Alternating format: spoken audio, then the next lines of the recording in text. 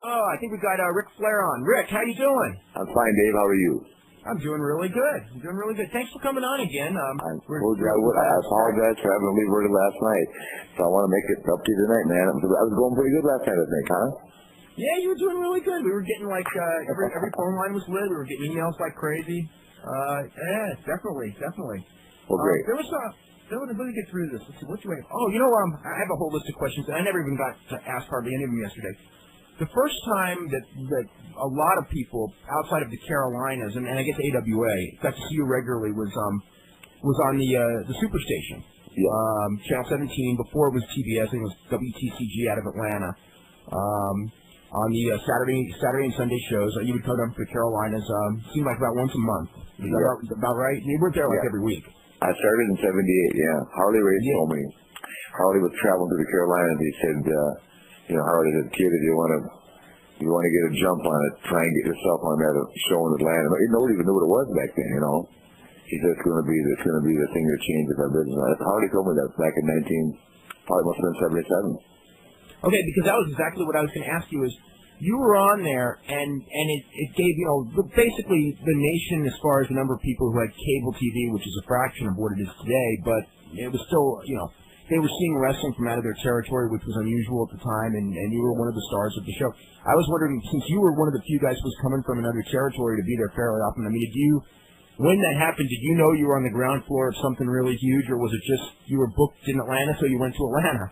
No, actually, I wasn't. What happened was, I think that was Crockett's way of trying to get me some exposure, hoping that they were going to be able to get, when Jim Crockett's father died, Jim Crockett Sr., they lost all their stroke in the NWA.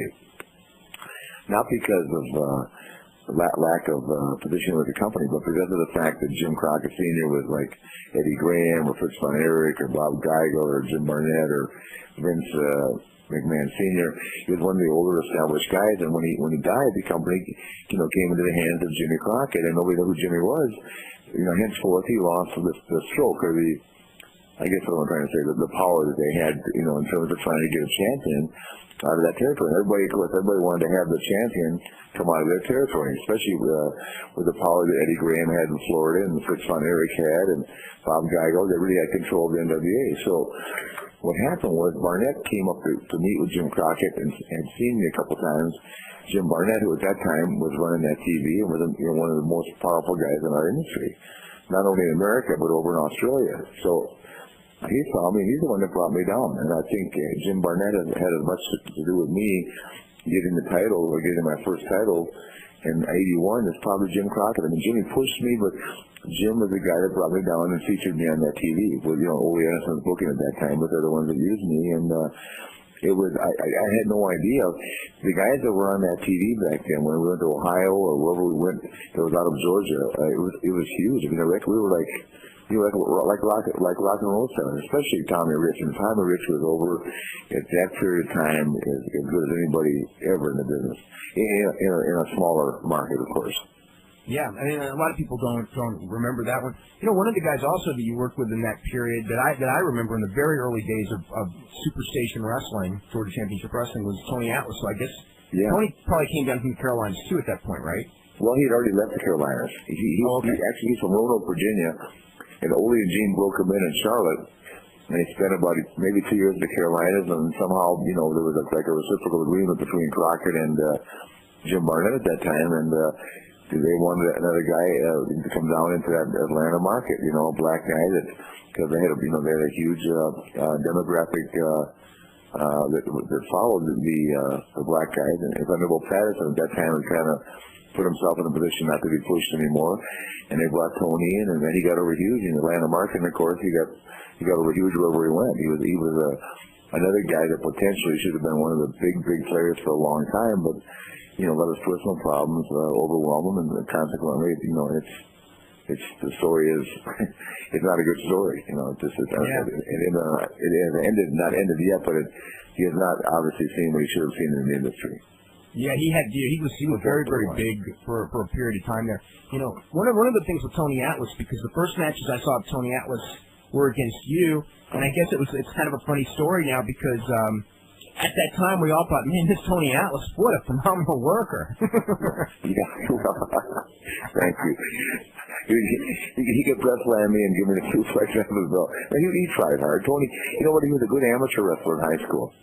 And he had good athletic ability, but just, the guy that, I appreciate the compliment, and we worked hard with those guys, There were a lot of them in the business that have come through here, the last 20 years, and we worked hard with them. But, and I appreciate the compliment from you, but it took a lot of guys like myself and Arn Anderson and Tully Blanchard, Ole, and the guys that were, that were built to help make other people look good. That's what we did, and Tony was very receptive and a very nice guy and always showed me a lot of respect, so I had no problem, helping him. I guess in his day, he must have been like a real powerhouse. Some of the lifts he did, he's still kind of like, age group-wise, I think probably one of the stronger guys in the country. Let me tell you, Dino Bravo, who is, we all know, was a real strong guy and a real nice guy, by the way.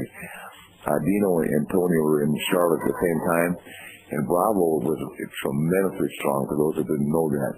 And I saw them in the gym one day. I saw Tony do 8 reps with 505, and I saw Dino Bravo do 12 with 505 in the bench. Really? Wow, I've never seen that in my life. And I see a strong guy. Same day, yeah, they're both. And this is 1978 or 79. Bravo was a horse. Bravo could bench about 600 pounds. Yeah, they did a gimmick with him, trying to do like whatever 700, which at that point was a gimmick. Yeah. But, I remember like people were going like, oh, that was like all fake, and I go, yeah, but the guy is he can really bench like over 5, like anyway. No, I saw him do 580. I can't say I saw him do 600, but I would, in my estimation, you could call Bravo a 600 bencher. Tony Atlas, for those that don't know what I'm talking about, you will, Dave. He took a close grip. It was almost like a tricep press for him. If he had ever learned to bench with his chest instead of the triceps, Tony probably would have benched, who knows what. He had about maybe an 8 to 10 inch grip, from hand to hand. He wouldn't go wide. And the big guys always, the big bench pressers are always with a wide grip. Sure. Tony was all triceps, but he could just blow that thing off his chest. They had a bench press contest between he and Bob Backlund in Atlanta, probably in about 1979. Bob Backlund was another guy who could bench press 500 pounds. Yeah, which people I'm sure now don't realize. Bob Backlund was never, certainly after the 80s, was never like thought of as a power guy, but I remember him in the late 70s, and he was a powerhouse. Oh, it's tremendous. Guys look at Bob and say, God, how could he do it? But Bob could bench press 500 pounds. And keep in mind, they did it in a ring, which had some spring to it. So they did it in Atlanta several times. Bob was real powerful. Rick, we actually have listeners like all over the world. This email came in from Auckland, New Zealand. It says, Rick, I'm in New Zealand. I've been a fan of yours for years. I've always wondered the reason for your dropping the WWF title to Bret Hart at a house show.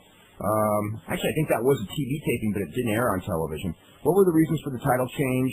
Not airing on television, as a Hart versus Flair World Title match on television or pay-per-view would have been a classic. You know what was behind that? I can't answer that question other than the fact that I was just told to do it. Yeah. And that's what they wanted at that time. I think that they came back from Europe. They rethought what was going on in the business. And I really don't know. I can't answer that question. I know I got the call. I was actually in Los Angeles, and we did it in Calgary, his hometown. Saskatoon, maybe. Was it Saskatoon? Okay. I think it was somewhere up there. I don't think it was Calgary, but it was somewhere in that area. Well, it was near. His whole family came, and I don't know why they didn't make a big deal out of it. It was just a 2-day decision, and they did it. And I had no problem with it. As a matter of fact, I had just come back. I don't know, Dave, you remember when I had the inner ear deal? Yeah, you had the vertigo thing? Yeah, I had the inner ear thing, and I had that, and I still wasn't over that. And I don't know whether that was, influenced the decision to do it or not, but at that point, I did it that day, and I ended up being off for about 5 months. Remember that? Yeah. As a result of that thing. So, I don't know. It was just one of those things that they made up their mind. They probably had a booking meeting and said, we need to, make some changes here, because Hulk had left at that point. Roddy had left, and I'm not sure whether they were trying to build a new baby face or exactly what they were doing, but it just came down that day. Yeah, I know that Warrior and Davey Boy Smith had both been fired just a couple of weeks earlier, and I think they were like the top main eventing babyface. So I think that just felt that, you know, they needed a top babyface and they needed him in a hurry. Yeah, exactly. And then they picked Brett. You know, I got a funny story about that one. And that is when Brett got the word about that, which was, you know, probably just a few days before it happened. This isn't like Evie. I don't know how many days ahead of time, and maybe at some point, you know, he'll tell the story. But he was brought into a meeting, I think it was with McMahon and Patterson, and they just went to him and they just go, you know, we've decided we have to go in a new direction. And he's just sitting there. You know, he was doing pretty well. He'd been Intercontinental Champion. And he just goes, oh, my God, they're going to fire me. And instead they told him he was going to get the title. Oh, really? Yeah. Well, yeah, he's a nice guy. I get along real well with Brett, and I have no problem thinking that he probably was a little surprised because I don't. When I went up there, he was just, you know, it wasn't like what you would call mid-card. He was Intercontinental Champion. Yeah. And you know, he was in some main events and that, but he'd been in that role for a long time. You know, and I got along with him very well, and. You know, I actually, when I had the title and he was challenging me, we worked a little bit around the country. We drew real well together like that. And, you know, when we switched it around, I think you know, it didn't have the same interest level that it did with him chasing me. So, but we had a good time, and actually, you know, I spent a lot of time with Brett on a European tour right before that happened. And, you know, we got along very well. So I had no problem doing it, and I think that, it was a big deal for him that night. His whole family came. I just wish it could have been, you know, on a more grandiose level, like you said earlier. Yeah. Let's see. We got. Let's go to the phones. We've got Todd from Illinois. Todd, you're on the air with the only person ever in the history of this business to have a 3-star match with the Giant Gonzalez. Believe it or not, that was going to be one of my first statements. That's when you know Rick is larger than life, when he can have a good match with El Gigante in Chicago in front of 1,000. But actually, the reason I'm calling, I had the privilege of talking to Terry Funk for about an entire evening about pro wrestling one night, and I found out that he wasn't the fondest of Rick, based on some happenings in 1989. As far as he said that he was kind of unaware about the retirement angle that was going to take place, and I know Rick was in charge of the booking at that time, and he said that Jim Ross and Rick were pretty much trying to run him out of the NWA, and I'm wondering if I can get the other side of the story on that. I'm glad you asked that question. I'm glad that has come up. You're asking me or Dave? I'm asking you, Rick. Yeah, that's entirely untrue. That was, and if Jim Ross can hear me, that was entirely a Jim Ross, Jim Herd production. As a matter of fact, I was not in charge of booking at that time. And we went to Memphis. That thing was not Memphis, Nashville, which is where Terry... This was Terry came back. After the match, yeah. I had no idea. You're talking about the I Quit thing in New York, right? The I Quit match in Troy, New York, yeah. Yeah, right. No, I had no idea. I was not in charge of booking at that time. And that's exactly about the point in time that Jim Herd, myself, and Jim Ross completely went sideways with each other. Because he wanted me to cut my hair. I don't know, Dave, you know more of the story probably than I do, but there were huge. And Terry Funk to this day, and I was watching him, I guess it was just been less than a year ago with WWF as one of the guys that I actually have found not only to be one of the great wrestlers of our generation, but one of the most entertaining guys in the business. So that's not true, and gosh, I've been around Terry several times since then. If he said that to you, I'm sorry to hear that, because that was never, I would never have wanted to retire Terry Funk in any capacity. Well, it wasn't more in a degrading way. I asked the question of why he called it quits in '89 when it seemed he was to a point where he was on top, and he just brought up that point. Yeah, no, what happened, and I pushed him when I was booking in '95, but as far as the company would let me, because Terry wanted to do at that time doing the moonsault and the garbage can and all that stuff was all ECW stuff, and we were producing a show in Disney, and Eric was all over me about Terry doing that, but Terry come to me and say, I didn't mind, because I found Terry to be Terry Funk. I mean, he's a classic, he's a legend, and he's a guy that, in my mind, will always go down as one of the greatest guys, one of the greatest performers in our business. That was just in 1995, I had the book in terms of quote unquote the book, but I didn't have any say so, and that's the way to put it. Well, it's good to hear the second side of that. Yeah, I think if Terry feels that way, he's never told me that. we just, in '95, we were just trying to put everything together. We had just gotten Hogan to come into the company, and Jimmy Hart came with Hogan. I have a lot of respect for Jimmy, but the whole company was basically trying to restructure itself, or Eric was trying to restructure the whole company on a lot smaller budget than they have now to work with. And they were trying to actually rally around the Hulk Hogan image, and the Hulk wanted, of course, to have his guys around him, and that's basically the story. It'll always go down like that. So we were moving guys around as fast probably as we ever have, just trying to give him a level of comfort, and he wanted, of course, to surround himself with guys that had been with him in the WWF. All right, and my last question. Out of since you've been on top and been the heavyweight champion, who would you say in the ring treated you, I guess I want to say, with the least amount of respect? Was it a shooter, in the ring like Brody, or a young guy that was just coming up that thought he was on top? And does anybody come to mind? I've never had that experience. I've never worked with anybody that didn't show me the respect of who I am in the ring. Well, I think that's a tribute to you more than anything else. No, actually, Brody and I wrestled Brody, and Dave knows where I'm coming from, in St. Louis one night in front of the biggest crowd in the history of the town at that time, in front of Japanese TV for an hour. Yeah, the hour match, I remember. Yeah, I remember seeing it. And he was a big card in St. Louis. He was right there with Dick Cabruz, and that's Payne. Brody is as big a compliment as I can, God rest his soul, because he was a huge card there. But those guys, it's funny because they knew the word. I think the word with me in the industry was that I was there to make the match, never to make myself. And if a guy gave me a good match, I could make myself, if that makes sense to you. If a guy allowed me, if they gave me the time, and if the guy had confidence in me, which most of the top guys did, I could get myself over just by being in the ring with the guy. I could lose every night, but I could be, if I had 50 minutes or 35 minutes to lose, the people went home saying, God, that guy got beat with Christ. In my mind, they went home saying, what a tremendous performer he is. That's kind of how I analyzed my whole career.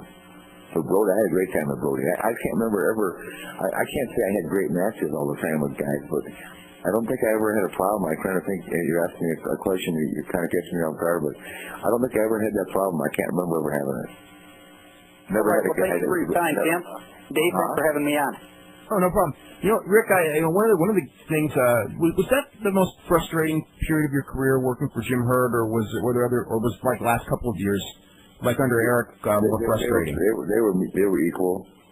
I remember Jim Ross saying one night, and I don't think Jim meant anything else, but he said that, Rick, you're going to be 39 years old. Yeah, we have to do something with you. You're 39. I remember this. This would have been probably right around December 1989. Okay, there was probably a Christmas show in Atlanta, and I was not there for the conversation, but some friends of mine were and called me like that night, and we were laughing, except it was not. It was serious.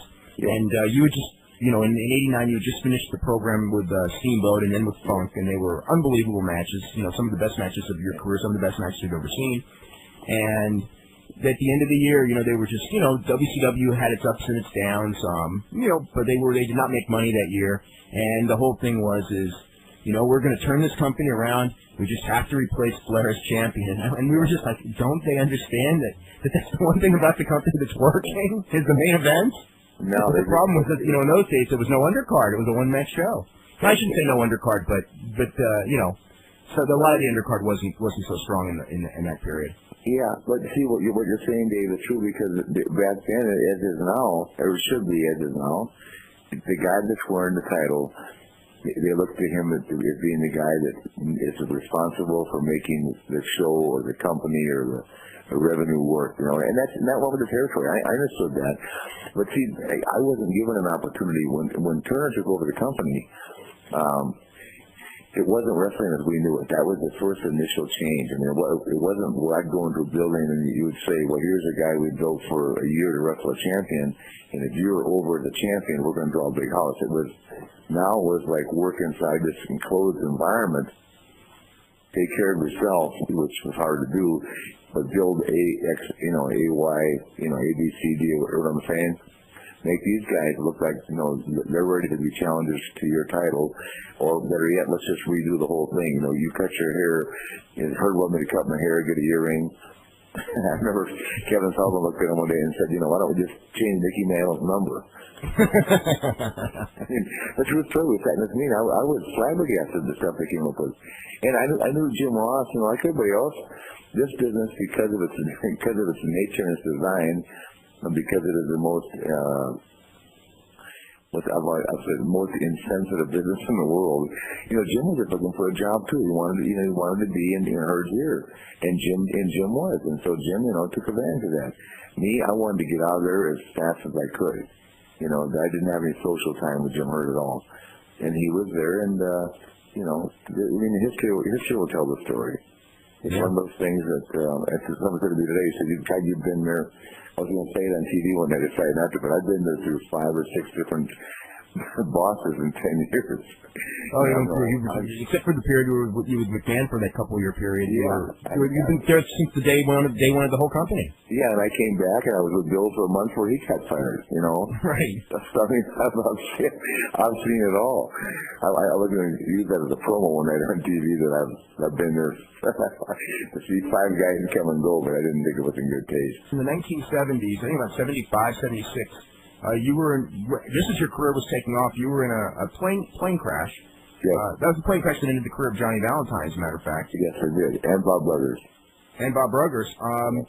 The question is, how long did it take you to get back on an airplane after that? Actually, I think I've told you, Dave, I got back on an airplane in, February. I crashed in October and got back on an airplane in February. They started me out, of course, on a 747. Actually, what they did the first time, they rented a full-blown Big Ten jet back in that time, which was a very nice airplane. It's probably a Lear 9 or something like that. And then, as I gradually gained some confidence, because we were doing those double shots all the time, which required the transportation of an airplane. So it started me out on a big plane, and after about a month, it came down, and I left back right in the same kind of plane I crashed in within about 2 months. So, actually, I was on an airplane in 6 months, to answer your question. Did you what was your feeling up there when did you know something was bad, or what happened exactly on that plane crash? Well, it's funny, I'm the guy, actually, I can't take credit for any more than the fact that I recruited the kid. His name was Michael Farkas. And he, as you know, he died a year after the accident. But I met Michael, and I would just, at that point in time, I was tired of driving 2,000 miles a week. I said, gosh, I've only been doing this a year, or actually about a year and a half. I just don't think it's what I want to do the rest of my life. I love wrestling, but there's got to be an easier way to get around. And, sure enough, I could, back at that point in time, you could take a plane like this. It was a 6-passenger plane. We flew all over the Southeast, for $500 a day. It was unbelievable. So, I'd say 6 guys, Valentine, Wahoo, Paul Jones, we were all flying in it. And on that particular day, it happened to be Valentine, myself, Bob Bruggers, Jimmy Crockett, who was supposed to be there, ended up not going, and St. David, for David, much to David's misfortune, and then Tim Woods. And what happened was that we found out later, of course, in court, that the guy didn't have a license. He'd moved here from Colorado, and they suspended his license there, had no license here. And what he did to carry the kind of weight that the plane was carrying at that time, which we didn't know, which was way over gross, he was carrying, limited fuel. And apparently we hit a headwind.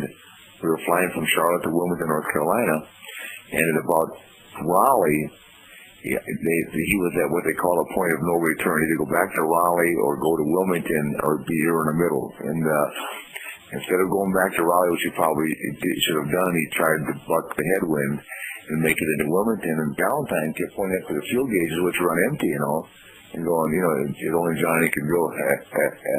But he was kidding me, but he was kidding himself, It made us all very nervous, but the pilot had the headphones on, couldn't hear the communication between the tower and him, and all of a sudden the right engine went off, and when it did, it didn't just spin around, it just went dead, it pinned, and he reached down to pull for the reserve tanks. When he hit the reserve tanks, he wasn't carrying the fuel, the left engine went out, and we were at about 5,000 feet. We just went straight down. We're 1,400 pounds over gross. Which was reported in court, So was that like the longest moments of your life? You know what? I don't remember anything except getting on the ambulance. The guy was loading us on the ambulance, and the only reason we weren't all dead is because there was no fuel on the plane to burn. So when we hit the ground, we were going so fast that instead of when we went to the treetops, normally getting treetops to a plane that size of a cartwheel of a plane. We were going so fast, we broke through everything, and we hit a railroad thing. Was going 220 miles an hour. That's what was pinned on the dashboard. And one thing I remember is they loaded us on the ambulance, and the guy said, "Yeah, we're going to lose this one." I thought he was talking about me. He was actually talking about Bob Douglas had gone into shock. So I just have a very limited memory of it all. I don't even remember going down, but I knew that when that engine went off and the gun went down, we were in trouble. And for some reason, that's been blocked off, probably for a number of good reasons. But it was really a bad deal. But I remember Wahoo McDaniels, and this is a great story, too, that should be told, and if we told right now. Wahoo was wrestling that night. In fact, we were selling out everywhere back then. Wahoo was my opponent, was the first guy at the hospital. And, of course, they wanted to keep Wahoo out of the hospital. I thought he was coming in there to beat me up. This is how, the business was back then. Wahoo came busted into the emergency room and said, "Are you okay?" and all that. I mean, the nurses and the doctors, everybody was in shock because everything was kayfabe. And I'll tell you what, they had an $80,000 or $90,000 house in Greensboro the next night. The only thing that saved the territory is Tim Woods agreed to go into the ring, because to this day, if you could find people, and it's a very limited audience, but to this day, people know that Tim Woods was on that plane. He walked out of the hospital. Because it was so kayfabe back then. Woods and Valentine entered into a real heavy program. Right. Because Tim Woods was babyface and the rest of you guys were heel. Exactly. And Valentine was like his adversary then. And, the Crockett said, "God, you need to do me a favor, walk into the ring, so they don't think you were in an airplane, because the word was getting around." And back then it was so kayfabe, the people would have been astonished to think that Mr. Wrestling was on that plane with us. And so Tim did the business and did the Crockett's a huge favor. And as usual, didn't get anything back for it. So wow. Let's go to Ed in New York. Ed, are you there? Yeah, Dave, how you doing? I'm doing pretty good. It's got a Ricky, excuse me if I mark out a little bit here. I can't hear him, Dave. Can't believe I'm actually speaking to you. Ed, talk a little bit louder. Okay, Rick, yes. A couple people I was curious to hear your opinion on. I know Bill Watts. I can't hear him at all, Dave. Oh, he's asking for your opinion about Bill Watts. I know a lot of people, they, either you love him or you hate him, and I was just wondering what Ric Flair's opinion of him was. Well, exactly what I said last night when you were asking about Bill Watts. I judge everybody in this business I have over the years. I've learned how they treated me, and Bill Watts, for some reason, unbeknownst to probably a lot of people, treated me tremendously. He paid me the correct percentage when I went and worked for him, which was unheard of. And when I came to Atlanta, he treated me like who I am, and that's probably because in 1972, when he came to Minneapolis, Vern Guinan sent me to pick him up when I carried his bags from the airport into my car, drove him down to the building, carried his bags in the building. That's probably he's probably rolled over, but Bill treated me great, and I see Bill periodically now because my son wrestles, my youngest one's an amateur wrestler, and I take him to the Tulsa Nationals, which is a real tough national tournament every year. So Bill always comes out to see him, and he's always very respectful of me, and I've gotten along great with him. I've never had any kind of bad dealings with Bill, other than the fact that every time I went out there, he wanted me to wrestle Butch Reed or Jake or somebody for an hour every day, which he never did himself. But other than that, I have no problem with Bill Watts. Let's go to David in Arizona. Dave, are you there? Yes, first of all, I wanted to bring up some of the great matches Rick had. I was thinking, when I was, after that Horseman return, I made a bunch of compilation tapes of Flair matches in the original Horseman. And I mean, he had a tremendous match with Bret Hart in Boston. It was a marathon match for an hour. Yeah, an hour. And then a few matches with Barry Windham, which I think should have won the Observer Match of the Year in '87. The Baltimore? The TV match? Yeah, the one in the Crockett Cup was just... Oh, that was a hell of a match with the Crockett Cup in Baltimore, right? Yeah. And then the one in North Carolina. But one of the matches I didn't even, when I was going through my tape, all my TV tapes, I have a match with you against Shawn Michaels. Yes. Bret Hart was a 5-star match, but that was kind of a disappointment. If you would have known that Michaels would have gone on to be the legend that he is, do you wish that you would have worked with him more, and are you glad that you got to work with him as much as you did? Well, here's the funny story, with a TV match, we had like 8 minutes. Right. There was no way. One of the things that I would love to tell everybody tomorrow is that Shawn Michaels is going to come back to wrestle me in New York. Or wrestle me in Atlanta, wherever it would be. I would love to wrestle Shawn Michaels. I think that he has said the same thing about me. If I thought I could wrestle Shawn Michaels for 30 minutes on either one of our programs, whether it be New York or the Atlanta show, that's where I work now, I would invest a bunch of time to make myself right for that moment. To me, he is a tremendous performer and a gentleman. I have a lot of time and a lot of respect for Shawn Michaels. But the time you're talking about, we were in Corpus Christi, Texas. And they came up to me and said, you got 8 minutes with Shawn Michaels. There was nothing to do. You just can't have a match between two guys like he and I. And he has a lot of respect for me, which I in turn have respect for him. But he's a guy that can wrestle. He's a guy that can do phenomenal things, which I could have never done. I can't say I could. I take it back. I'm not saying I couldn't have done them. I wasn't trained to do moonsaults off ropes and stuff like that. Had I taken the time to do that, I'm sure I could have done that too. I'm not limiting myself, but he's a guy that was just a tremendous athlete and a tremendous technician, and a guy that really loved our business. Because to be as good as he got to be, you have to really have respect and love for our business. When I saw that match, I think it was in my December '92 tapes. It was right before his heel turn. When I caught that match on tape, I just started dying. With Marty Jannetty, and he was just in a tag match situation, and they at that point in time hadn't figured out who the guy was. He's just a tremendous performer. Rick, do you ever get to watch the Rockers, Brainbusters, any of those matches? Oh yeah, Arn Tully against the Rockers. Yeah, they had some great matches in that era. Arn makes me watch them. Yeah, they did. They had tremendous matches, but that was wrestling. See, what Shawn Michaels was a well-built, handsomer than handsome Ricky Morton. Ricky Morton could work his ass off, and Shawn Michaels came along in the same. Shawn had the same kind of appeal. And but he actually was even, I'm not saying he was a better worker. He was a better performer than Ricky Morton, even at that time. Of course, he became probably the best performer in our business. He really did. I'm not saying that to slight myself. I think that there's aspects of our business that I'm better at than he is. And but I cannot say that Shawn Michaels is not one of the greatest performers I've ever seen. He's way out there. When he was on, he was about as good as anyone. Yeah, he's way out there. I really have a lot of respect for him. And I think I've said that to a lot of people.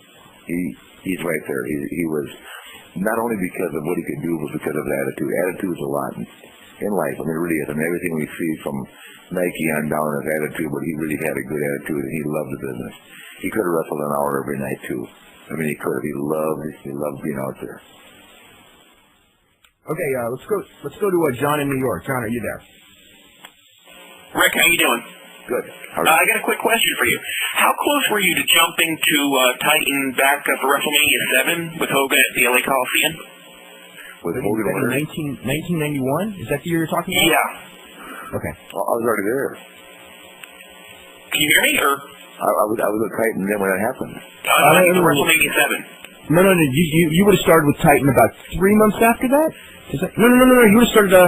You started in September of '91. Right, he started September '91, so this is like March of '91. Yeah. I remember there was a rumbling a few weeks before WrestleMania that year that you were supposed to come in. I had been ready to go for 2 years. I had an opportunity to go in '86 and passed it up. A huge opportunity, passed it up because I really didn't know that much about the structure of the difference between our company and theirs. But I could see that Dusty and Jimmy Crockett were putting together something that did not include me. And, I was having such a good time. But my problem, and Dave has been out with me socially and that, is that the business has always been and always globally for me. I will never let it get to that. I mean, I've let it stress me out before. I'll always remember more good than I will bad. I mean, there's so much good that came to this business for me. I've enjoyed it. I've learned from it. I've prospered from it. And that's my problem. I always want to give back to it. It's not a problem. It's just something. It's the way I am. And back then, I didn't know the difference. I mean, I told Dave last night, I knew that Hogan was there and Savage and DiBiase. Those guys are just contemporaries of mine. I mean, I was happy that Ted DiBiase was doing well. I was happy that Piper was. Didn't know Hogan well enough to care whether he was doing well or not, but I knew that he was. But I looked at myself and I looked around me and I saw, gosh, the best performers of business are right here. I didn't even think about WWF. So I really didn't think about going until you're talking about the year. And then when I saw that I was not getting my due, which I very rarely have asked for, I wanted to go real bad. So to answer your question, I can't remember just how badly I wanted to go, but I did want to go earlier than I did. Yeah. I was talking to someone in Minnesota a few weeks back, and they mentioned that you used to be one of the Vachon paperboys. Well, what? You were a paperboy for one of the Vachons? Yeah, for Mad Dog. Mad Dog and Paul. Yeah. Oh, my God. I was talking to him. He was like, because he lived down the street from one of the Vachons. Yeah, in Edina. They both live in an apartment complex next to my parents. Oh, my God. That's incredible. Yeah, I was right there. Mad Dog. And let me just break this down for you. In our business, there have been 3 or 4 guys that have thought they're tough, and Dave will love this. Haku, to this day, is the man. And I'll back that with anybody that wants to argue that. Okay. But when I started in the business, Mad Dog Vachon was, and probably is even on one leg, still the man. And Maurice Vachon was a very, very tough person. And a good amateur wrestler on the 48 team for Canada. But he was also a very, very, very, very tough guy. Very dangerous guy. Oh, and he really wasn't that big of a guy either. No, he was about 220 pounds, which was real big for him, but he had a heart that weighed about 180 pounds. I put him in the same class with Haku. Dave, this is a coup to have Ric Flair on your show after a month of being on. Is there any chance of like an 18-page interview with you and Flair in the newsletter anytime soon? That's coming up next. We can't give that away, right, Dave? Special subscription. I'm crazy to see that in writing. With I could do a $5 special. There was with Mick Foley's book on the bestseller list and everything. Has anyone talked to you about, like as far as like doing a book? I mean, Dynamite Kid I was actually today reading Dynamite Kid's autobiography. It just came out on Monday, and it's pretty good reading too. Mick Foley's is kind of a classic book already. Well, it's funny. I've been approached 2 or 3 times. My wife's walking up to me right now, Dave, so I can't tell the truth, but I'll have to write my book. My book will be much more exciting than theirs. You know that, right, Dave? If you tell all, it will be. She said, give me a biggie. She said, tell Dave I love him. Send me the tape that he owes me, and he owes me the original, not the bogus one. And I've got to go have dinner with her. So, to answer your question, I'd love to write a book, but Dave, you and I will have to discuss that behind closed doors. We'll find the right guy to write it. I thought Mark Madden probably be the guy to write it. But we'll have to edit, make it the right thing. It'll be a much more interesting book than just about wrestling. Yeah. As you know. Yeah. The 4 horsemen were real. Can I close by saying goodbye, Dave? Okay, sure. Go ahead. I have to. And tell the gentleman out there to ask that question. And when we write the book, it'll be a bestseller for sure. Okay, man? Okay, thanks so much, Rick. Hey, Dave, thank you. Call me tomorrow, okay?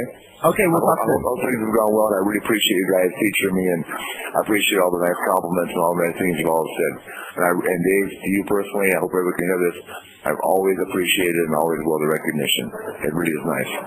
Well, you're very welcome, and you've worked hard for it. You've worked hard for it, and everything that you've gotten, you've deserved, and everyone knows that. Thank you, sir, very much. Okay.